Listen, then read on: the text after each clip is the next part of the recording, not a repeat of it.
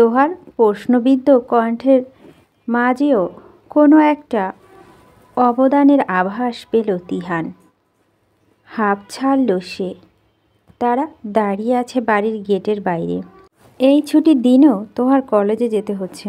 কলেজে বেতনের ডেট পার হয়ে গেছে, অথচ তোহা বেখালিতে তা ভুলে বসে আছে।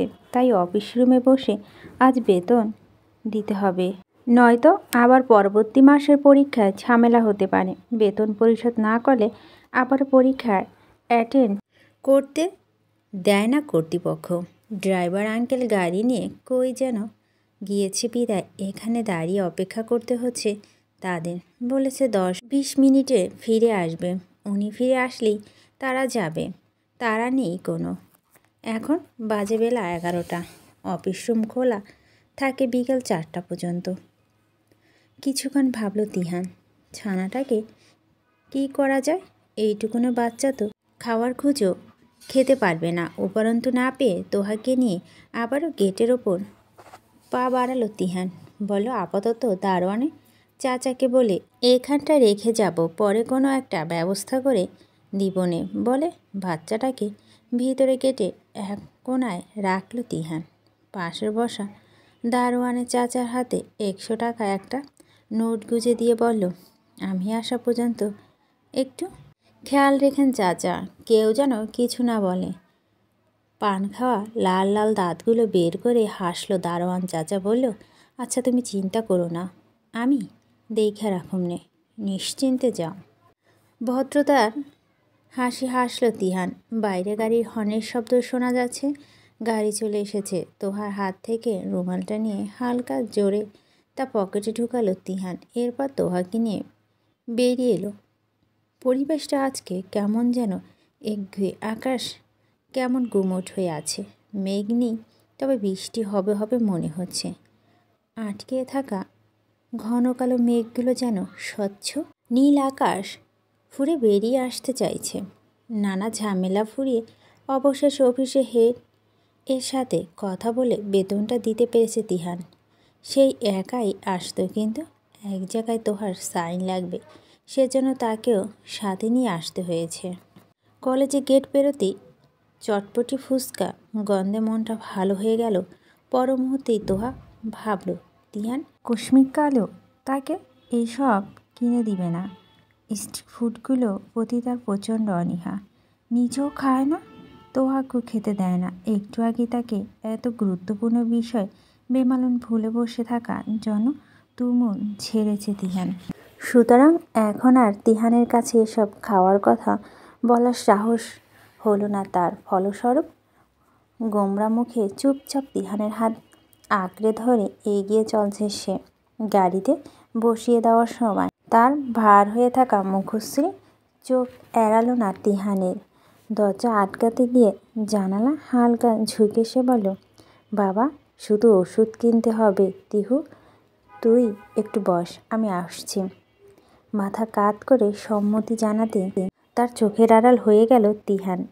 গায়ে গাঢ় সবুজ ওড়নাটা ভালো মতো মাথায় টেনে দিয়ে আটসাঁট হয়ে বসল তোহা। কিশোরী মনে অভিমানের বিন্দু বিন্দু কণা জমেছে। তিহান তাকে এভাবে না বকলেও পারত। মানুষ তো ভুলে যেতেই পারে, তাই বলে বকতে হবে? অনেকক্ষণ এসব ভাবতে ভাবতে চোখ জোড়া বন্ধ হয়ে এলো তার।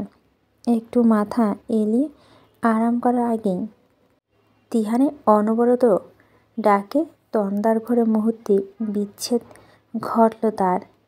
ধড়ফড়িয়ে উঠে বসতে তিহান ঠেস দিয়ে বলল, এতটুকু সময়ে ঘুমিয়ে পড়লি? গাধি, ধর এগুলা, পড়ে যাবে হাত থেকে।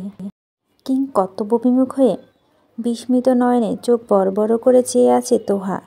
তিহানের এক হাতে ফুচকার প্লেট আর এক হাতে চটপটি, আবার কোনোর কাজটা ভাঁজ করে বুকের সাথে ঠেস দেওয়া দুটো ঝালমুড়ির প্যাকেট।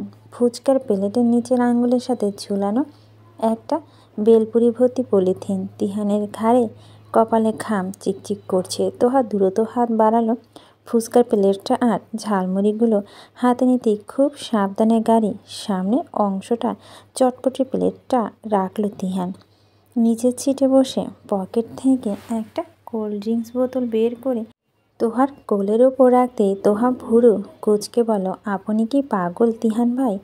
এত কিছু এনেছেন কেন? তিহান উত্তর দিল না। পকেটে কোনো রকম ঢোকালো। বাবার জন্য কেনা ওষুধগুলো ভালো করে ঢুকিয়ে নিল। এতপর তোহার এক প্যাচ দিয়ে মাথা জড়ানো ওড়নার ছড়িয়ে রাখা অংশটা খুলে নিয়ে নিজের মুখে গলা ঘাড় মুছতে লাগলো সে। চোখে হালকা লজ্জাভাব নিয়ে দৃষ্টি নামিয়ে নিল তোহা। আড়ষ্ট কণ্ঠে বলল, আপনি সবসময় এরকম পাগলামি করেন কেন? মুচকি হাসল তিহান। তোহার ওড়নাটা পুনরায় পরিয়ে দিয়ে বলল, তখন ওভাবে বকতে চাইনি আমি। বকেছেন তো। তীব্র অভিমান তোহার কণ্ঠে।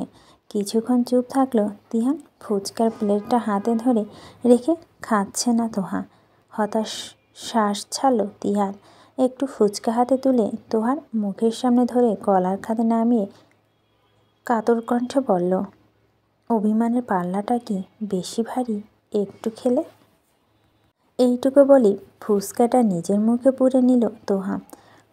কোলের ওপর রাখা কোল্ড ড্রিঙ্কসের বোতলটা তিহানের দিকে এগিয়ে দিয়ে নিচু কণ্ঠে বলল, এটা আপনি খান। ঘেমে গেছেন, খেলে ভালো লাগবে। ঠোঁটে প্রসারিত করে হাসল তিহান। এখন শান্তি লাগছে তার। বুকের ওপর ভারী পাথরটা যেন নেমে গেছে এক সেকেন্ডে। মুষলধারে বৃষ্টি হচ্ছে সেই বিকেল থেকে। এখন প্রায় সন্ধ্যা। মাগরিবের আজান দেয়নি অবশ্য। তবু আকাশ কালো হয়ে যাওয়ার চারদিক অনেকটা অন্ধকারই নেমে এসেছে। খালামণি হন্তদন্ত ডাকে ছুটে এসে তোহা। সে আসতেছে। আফিয়া কোনো ভূমিকা না করেই সরাসরি তার হাতে ছাতা ধরিয়ে দিয়ে অনুরোধের স্বরে বলল, তিহানেরটা সেই বিকেল থেকে বৃষ্টিতে ভিজছে। আমি কতবার মানা করলাম, তবুও ছাদে ছুটল।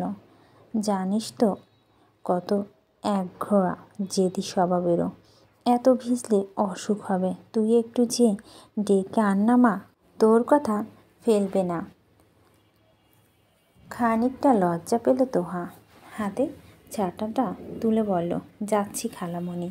অবিরাম পানি পড়ায় রিনিঝিনি শব্দ। ছাদের মেঝেতে যেন পরিশ্রান্ত জল নৃত্য চলছে। স্নিগ্ধ স্নিগ্ধ ঘ্রাণ প্রকৃতি জুড়ে। আকাশে আবছায়া নীলাপ আলোয় দেখা যাচ্ছে চারিপাশ। হিমশীতল ঠান্ডা পরিবেশ। একটা চিরচেনা মেয়েলি ঘ্রাণ নাকে ঠেকতেই এতক্ষণে একদৃষ্টিতে মানিব্যাগের দিকে তাকিয়ে থাকা চোখ জোড়া তুলে তাকালো তিহান। তোয়াকে দেখে আবারও নিরুদ্বেগভাবে মানিব্যাগের দিকে দৃষ্টি নিবদ্ধ করল। এই প্রথম না, বিগত 1.5 ঘন্টা প্রায় 5-10 বার এসে গেছে তোহা। সেই ছুঁয়ে দিতে নিলেই হারিয়ে যায়, মিলিয়ে যায় বৃষ্টির পানিতে।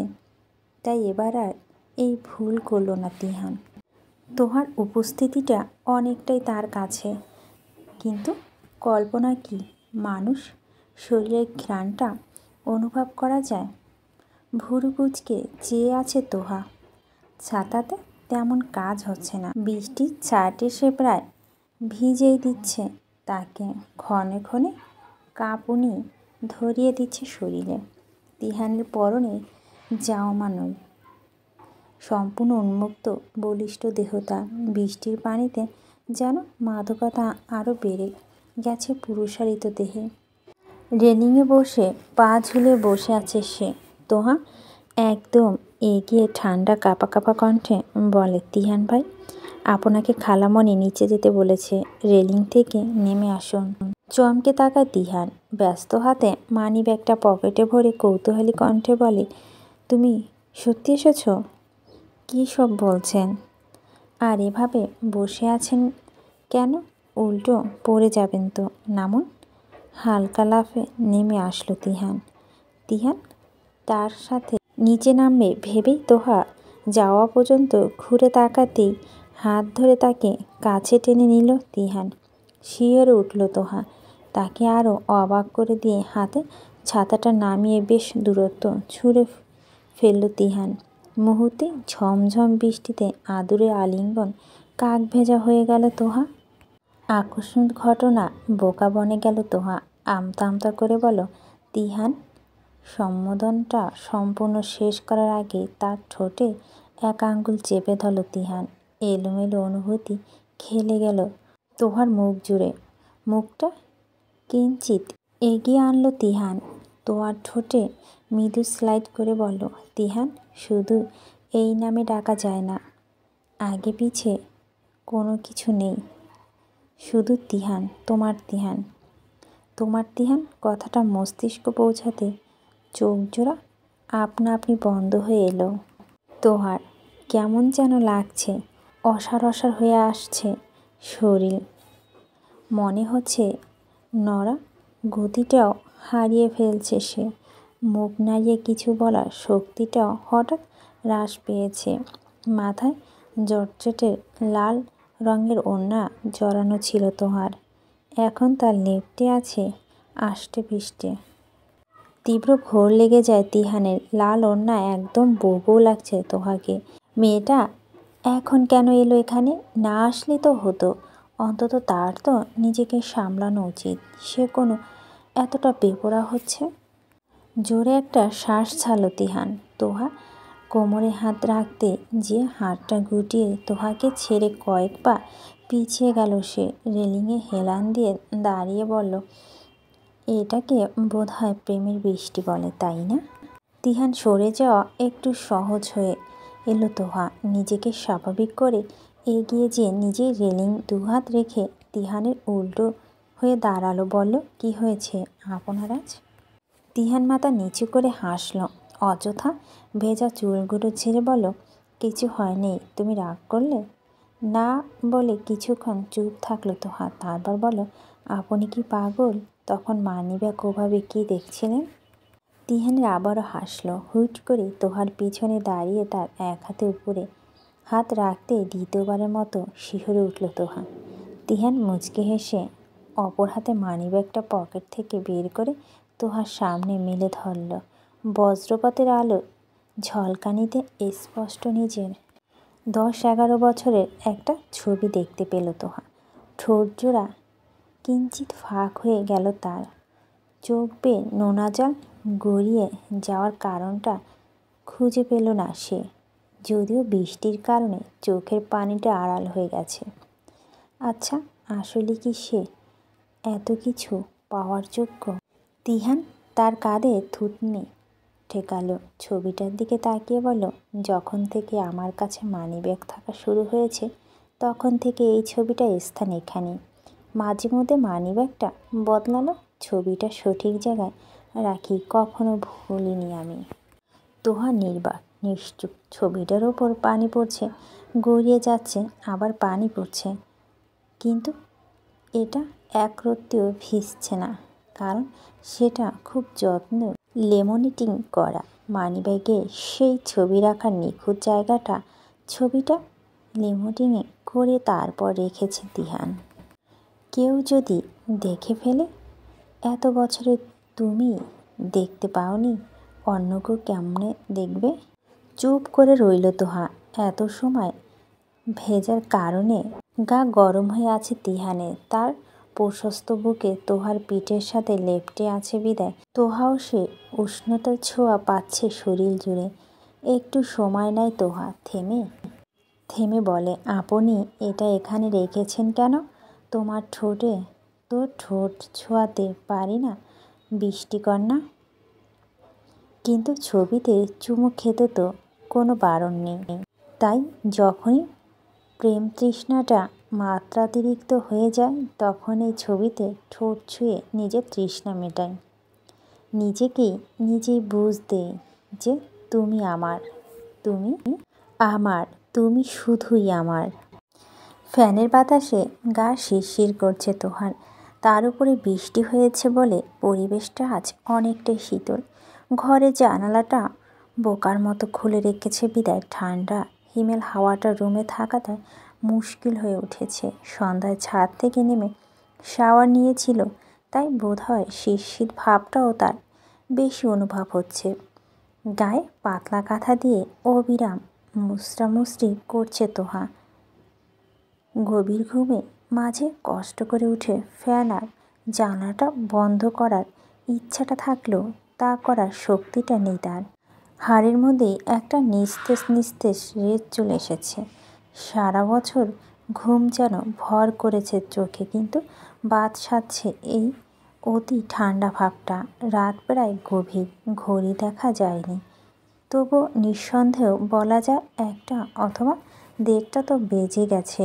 গায়ে কাঁথাটা ভালো করে জড়িয়ে তার ভিতরে পা ঢুকিয়ে ঘুমানোর চেষ্টা করলো তোহা।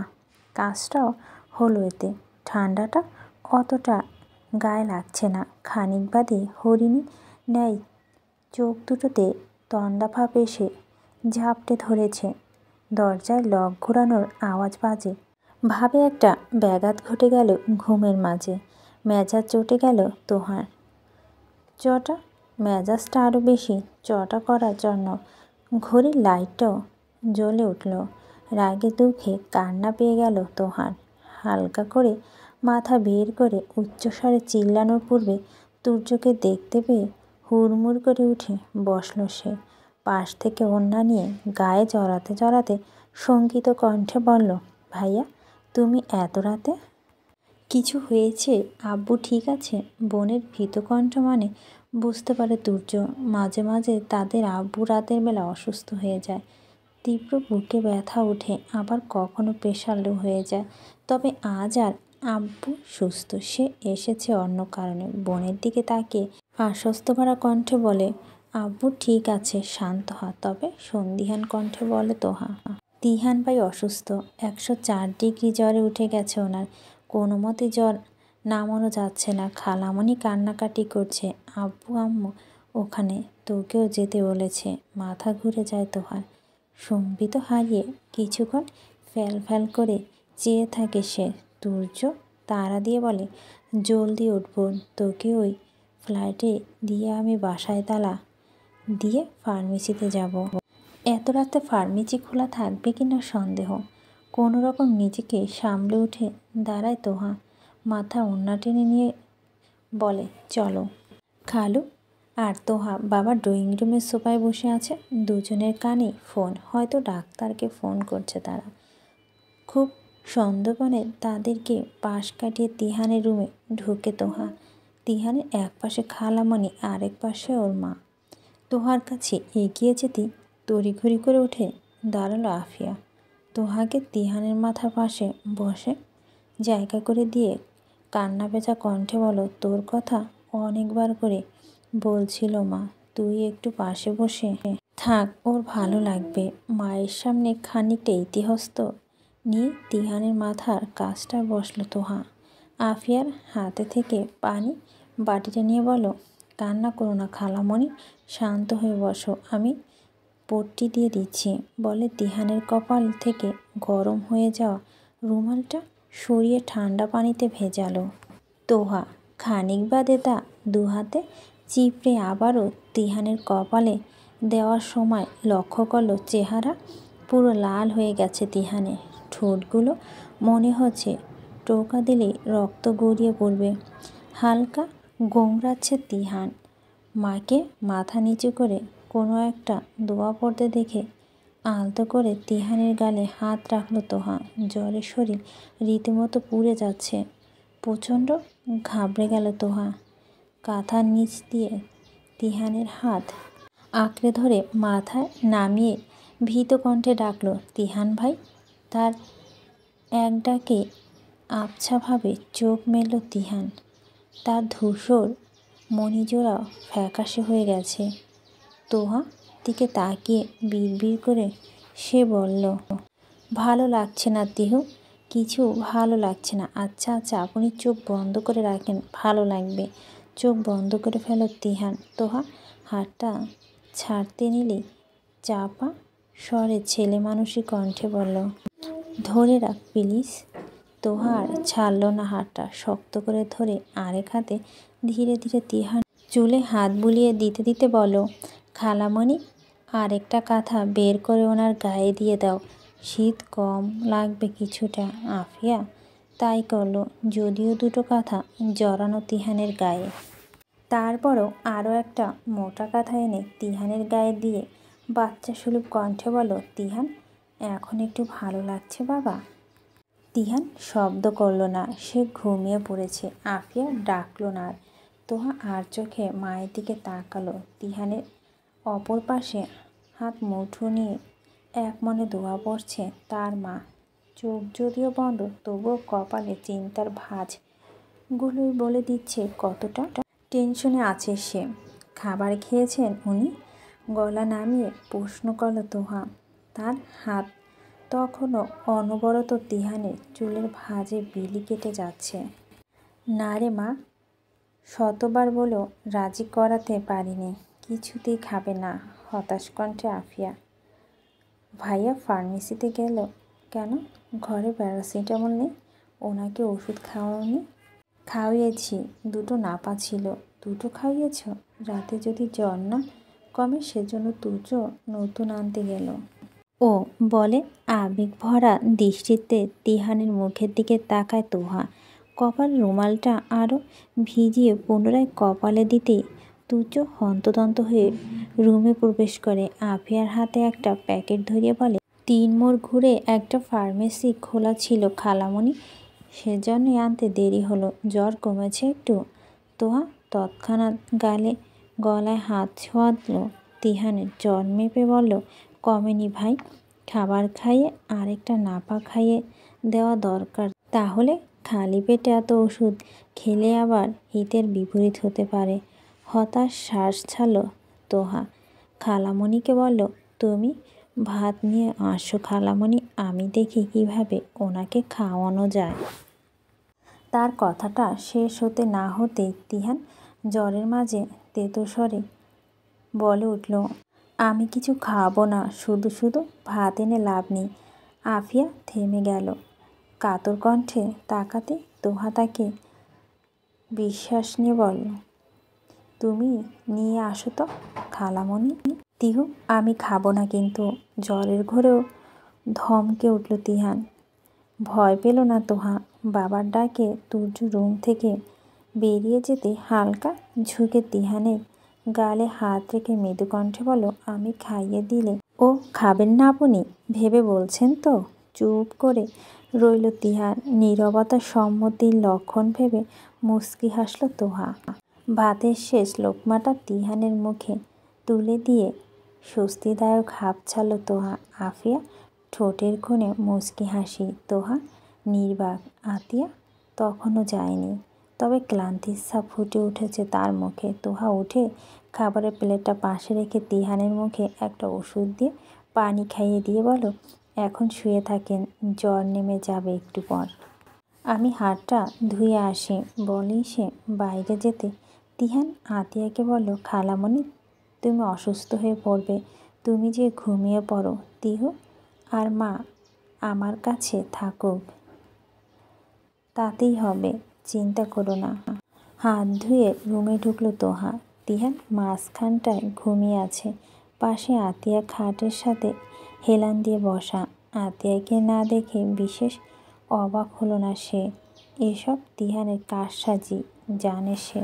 তিহানের ডান পাশে যে বিছানায় পা ভাঁজ করে তুলে বসল তোহা। আফিয়া চোখ বন্ধ করে রেখেছে, হয়তো ঘুম পাচ্ছে তার। জ্বর দেখার উদ্দেশ্য। হাতের উল্টো পিঠ দিয়ে তিহানের গাল ছুঁয়ে দিয়ে তিহান চোখ বন্ধ অবস্থায় বলল, মাথাটা টিপে দে তো তিহু, ব্যথা করছে। সাথে সাথে বিনা বাক্যে ব্যয়ে এক হাতে তার মাথা টিপে দিতে লাগলো তোহা। আরেক হাতটা তিহানের চুলে হাত বুলিয়ে দিতে দিতে বলল, ঘুমানোর চেষ্টা করুন, এখন ভালো লাগছে একটু।